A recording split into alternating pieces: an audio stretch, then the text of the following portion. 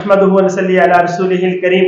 ये कोई आम रेल गाड़ी नहीं थी, ये शहादतों का काफिला था। मुसलमान पाकिस्तान पहुंचे थे लेकिन जिंदा नहीं। नवंबर 1947 शाम का वक्त, वहदा रेलवे स्टेशन अहले लाहौर का जम्मे गफीर स्टेशन पर जमा था। खुशी, जज्बात और आंखों में उम्मीद कि हमारे महाजिर भाई आ रहे, पाक वतन में दाखिल हो रहे हैं। दूर से एक काला सा धब्बा नजर आया, इंजन आहिस्ता आहिस्ता बढ़ता आया।